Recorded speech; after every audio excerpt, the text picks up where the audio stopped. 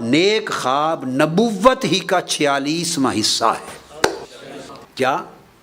نیک خواب نبوت ہی کا 46واں حصہ ہے، نبوت کا حصہ قرار دے دیا تاکہ حضور علیہ السلام کی اگر زیارت ہو تو عین حضور ہی کی زیارت سمجھی جائے، نبوت کا حصہ بنا دیا۔ بائی دی وے بات آ گئی، میں ضمناً کلیئر کر دوں 46واں حصہ کیوں فرمایا؟ اس لیے کہ حضور علیہ السلام کی نبوت اور بعثت کی ابتدا ہی نیک خوابوں سے ہوئی تھی۔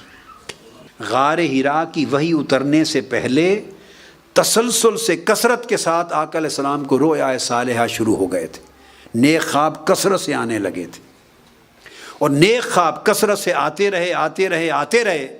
اسی حال میں پھر اگلی بات سنیے، جب خواب نیک آنے لگے تو آقا علیہ الصلوۃ والسلام کی طبیعت شہروں سے اچاٹ ہونے لگی۔ جب اعلان نبوت ہو گیا تو اس اعلان نبوت سے لے کے وصال تک جو پورا زمانہ بعثت کا رہا، کتنے سال رہا؟ 23 برس، موٹا عدد، کتنے سال؟ 23 برس کو آقا علیہ السلام نے 2 سے ضرب دے دی تو کیا بن جاتا ہے؟ 46۔ فرمایا میری نبوت کا حصہ 23 برس رہا، کیا؟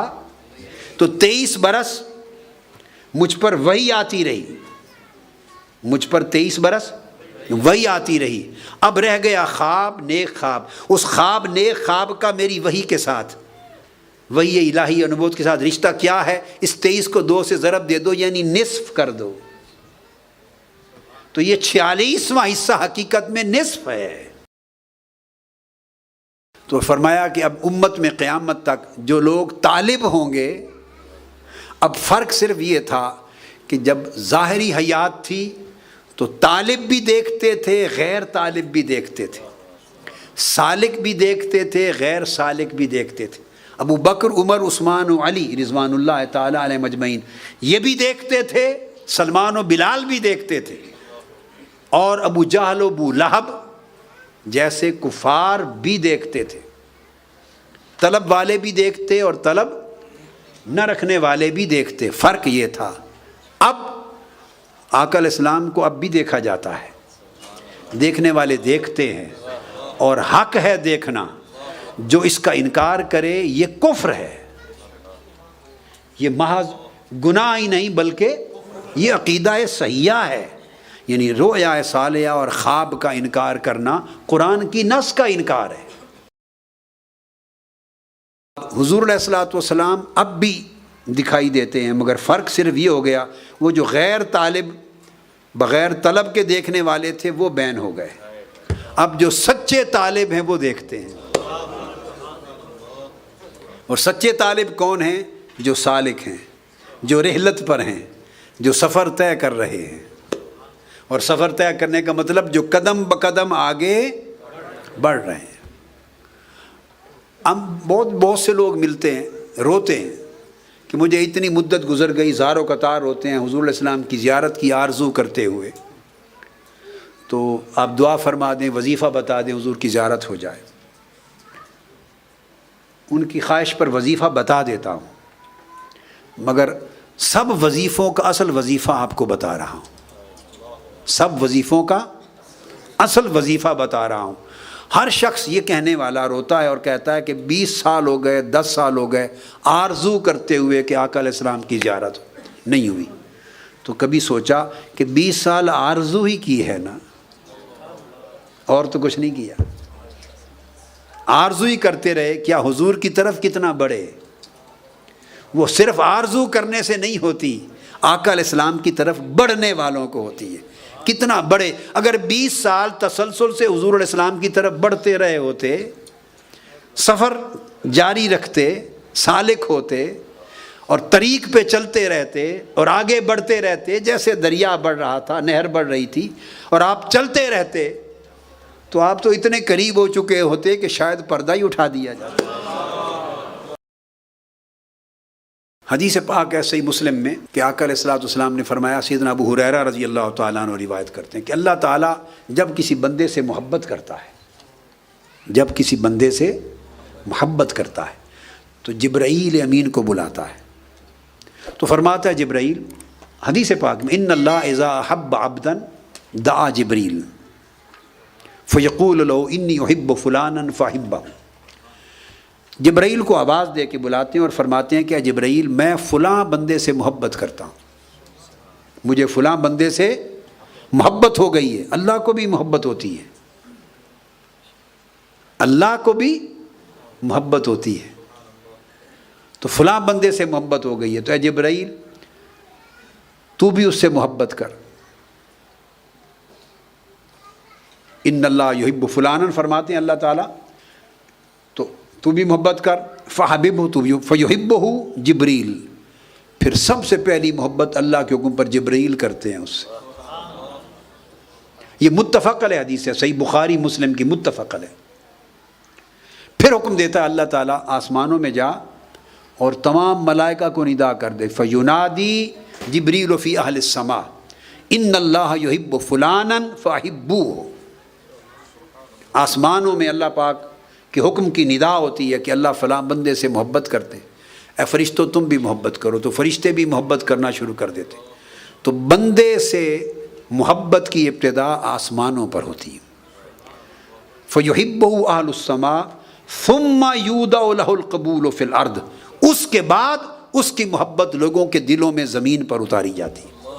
اب یہاں ایک نقطہ یاد رکھ لیں، اور جو بتا رہا ہوں یہ متفق علیہ چیز ہے، یعنی سیدنا داؤد علیہ السلام نے یہی فرمایا، سیدنا موسیٰ علیہ السلام نے یہی فرمایا، سیدنا عیسیٰ علیہ السلام نے یہ فرمایا، آقا علیہ السلام نے یہ فرمایا حدیث میں، اور کل اولیاء اور صالحین اور ائمہ امت نے یہی فرمایا۔ اس پر کوئی دوسری رائے نہیں ہے۔ وہ یہ سوال پیدا ہوا کہ بندہ بھی اللہ سے محبت کرتا ہے، اللہ بھی بندے سے محبت کرتا ہے، تو پہلے محبت کس کی ہوتی ہے؟ ابتدا کس کی محبت سے ہوتی ہے؟ تو یہ چیز متفق علیہ ہے کہ ابتدا اللہ کی محبت کرنے سے ہوتی ہے۔ پہلے اللہ محبت کرتا ہے، اور اللہ جس بندے سے محبت کرتا ہے اسی دل کو اللہ سے محبت کرنے کی توفیق نصیب ہوتی ہے۔ اللہ کا محبت کرنا اس بندے کے لیے اس کی توفیق بن جاتا ہے۔ تو توفیق اللہ کی محبت کے بغیر نصیب نہیں ہوتی، پھر وہ اللہ کی توفیق سے اللہ سے محبت کرتا ہے۔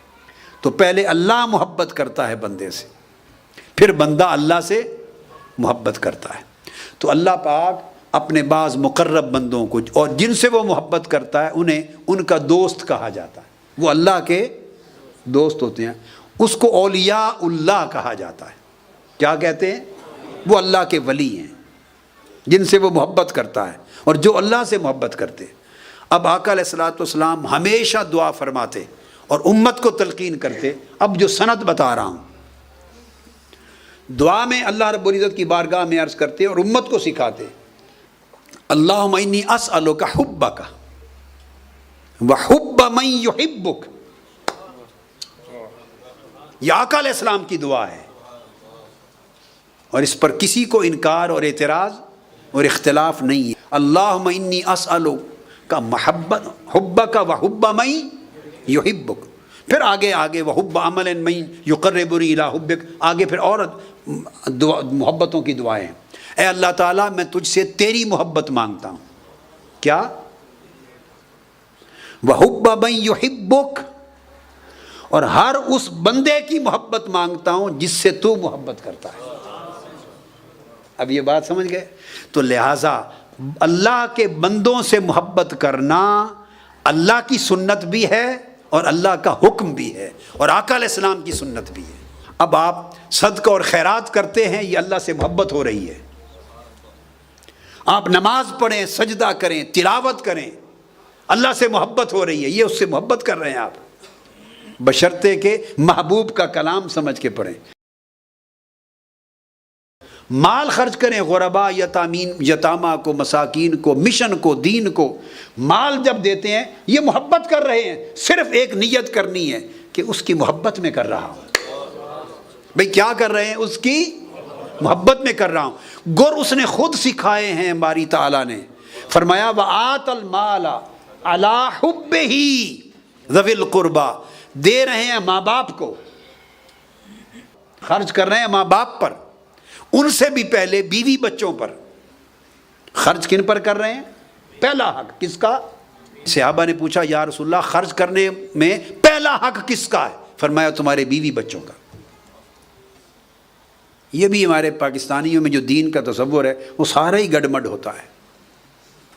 بیوی بچوں کو ہم بہت پیچھے لے جاتے ہیں. پہلا حق بیوی بچوں کا ہے، اور سب سے بڑا عظیم صدقہ وہ بیوی بچوں پر خرچ ہے. حد تک عید کے دن جو آپ خرچ ان کو دیں گے پاکٹ منی، وہ بھی عبادت ہے، کیونکہ وہ اقارب میں سب سے پہلے، پھر اس طرح ماں باپ ہیں، پھر آپ اسی طرح بہن بھائی ہیں، پھر خونی رشتے ہیں، الاقرب فالاقرب، صلہ رحمی ہے، پھر پڑوسی ہیں، الاذ القیاس، پھر اللہ کا دین بھی ہے. تو یہ سارے جہاں خرچ کریں، اللہ پاک نے فرمایا کہ خرچ تو آپ نے اپنے رشتوں پر کرنا ہے. بیوی کو دینا ہے، بچوں کو دینا ہے، اپنے والدین کو دینا ہے، بھائی بہنوں کو دینا ہے، پڑوسیوں کو. خرچ تو لوگوں کو دینا ہے. تو مجھ سے محبت کیسے ہو رہی ہے؟ پیسے بیوی کو دے رہے ہو، محبت اللہ سے ہو رہی. بس یہ اتنا سستا سودا اللہ نے کر دیا، پھر بھی ہم خریدار نہ بنے. اس نے کیا کہا؟ ایک لفظ لگا دیا، وآت المال، اپنا مال دے، خرچ کرے. ذوی القربى والمساکین، سب لسٹ بنا دی، ان کو دے، ان کو دے، ان کو دے، مال خرچ کرے. اور درمیان میں ایک رشتہ جوڑ دیا، کس نیت سے کرے؟ آت المال علی حبہ، بس اللہ کی محبت پر دے. نیت کیا کرے؟ بیوی بچوں کو بھی دے رہا ہو تو اللہ کی محبت میں دے رہا ہوں، کہ میرے اللہ نے کہا ہے کہ ان کو خرچ اچھا کھلا دو تو میں خوش ہوتا ہوں. بس عبادت بن گئی. خونی رشتہ داروں سے محبت کریں، ان کی خدمت کریں، ان کی مدد کریں. یہ اللہ کی عبادت بھی ہے، اللہ کی محبت ہے، اللہ کی محبت ہے. آپ کہیں گے صلہ رحمی کہتے ہیں نا، یہ اللہ کی محبت کیسے ہے؟ اللہ پاک نے فرمایا، حدیث پاک میں آقا علیہ السلام نے فرمایا کہ صلہ رحمی جو رحم ہے، اس کو میں نے اپنے رحمان اور رحمت میں سے نکالا ہے. میم رحم، اس صلہ رحمی، جوڑنا خونی رشتوں کو. یہ جو رحم ہے، جس کو جوڑنا ہے خونی رشتے کو، اس لفظ کو میں نے اپنی رحمت اور رحمان کے نام سے نکالا ہے، اور میرے عرش کے ساتھ معلق ہے. تو جو خونی رشتوں کے ساتھ بلائی کرے وہ بھی اللہ سے محبت ہے. ہم کتنے لوگ ہیں آپس میں، بہنیں ہیں، بہنوں کی بھائی ہیں، رشتہ دار ہیں، ان کی آپس میں نہیں بنتی. تو سارے جہان میں نیکی کرتے پھریں، وہ اٹھا کے پھینک دی جائے گی. جو پہلی جگہ تھی وہاں نہیں کی تو دور کی نیکی کیا قبول ہوگی؟ بھائی غریب ہے، اس کی مدد نہیں ہے. اگر اعزا اقارب غریب ہیں، ان کی مدد نہیں ہے، تو باہر آپ جا کے چوتھے محلے میں 1000 دیگیں پکا دیں. یہ 11ویں شریف کی دیگ ہے، یہ میلاد شریف کی دیگ ہے. یہ سب اعمال صالحہ ہیں، خیرات ہیں، صدقات ہیں، حسنات ہیں، ان کی برکات ہیں. مگر یہ تو بڑھ چڑھ کے کر رہے ہوں. اور غریب قریب خونی رشتہ دار آپ کے، بہنیں، سگی بہنیں، آپ کو اللہ نے فراوانی دی ہے، اس لیے دیگیں پکاتے ہیں نا، خرچ کرتے ہیں. ادھر یتیم خانے میں دے رہے ہیں، مساجد میں خرچ کر رہے ہیں بڑھ چڑھ کر. اور سگی بہن ہیں، سگے بھائی ہیں، والدین ہیں، خونی رشتے ہیں، اعزا اقارب ہیں، ان کو خرچے کی ضرورت ہے، جائز ضروریات، اور وہ محتاج ہیں، ان کی پرواہ نہیں ہے. تو اللہ پاک فرمائے گا پھر میں تمہارے باقی خیرات کی پرواہ نہیں کرتا.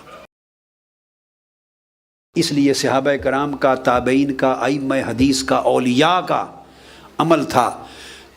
فن حدیث میں کہتے ہیں کہ اس کو اس وقت تک محدث نہیں کہتے تھے جو وہ اپنے سے بڑے سے اور اپنے سے چھوٹے دونوں سے روایت نہ کرے. اب یہ ظرف رہ گیا آج کسی کے پاس؟ محدث نہیں کہتے. امام بخاری، امام مسلم، امام ابو داود، امام ترمذی، اور ان کے اوپر امام عبد الرحمن بن مہدی، امام احمد بن حنبل، امام سفیان بن عیینہ، امام سفیان الثوری، جتنے ائمہ ہو گزرے ہیں سب کا یہ متفق قول ہے. اس کو محدث ہی نہیں کہتے تھے جو یہ ظرف نہ پیدا کر لے کہ وہ اکابر سے بھی لے روایت کرے، سما کرے، اور اصاغر اپنے سے چھوٹے سے بھی سما کرے، روایت کرے. جس سے سما کرے گا وہ اس کا شیخ کہلائے گا. جس کا اتنا ظرف نہ ہو جائے کہ اپنے سے چھوٹے، جو مرتبے میں عمر میں چھوٹا ہے، اس کو بھی شیخ بنا لے. اس میں نکتہ یہ ہے، یہ نفس کو مارنا ہے. یعنی اسے محدث کا ٹائٹل نہیں دیا، یعنی حضور علیہ السلام کی حدیث کی شان نے اپنی نسبت اس شخص کے لیے گوارا نہیں کی جس کا ظرف اتنا اعلیٰ نہیں ہے کہ وہ بڑے اور چھوٹے سب سے نہ لے سکے. اس کا مطلب وہ نفس کی میں مبتلا ہے، گرفتار ہے. ائمہ حدیث نے کتب لکھی ہیں فن حدیث، اصول حدیث میں، روایت الاکابر عن الاصاغر،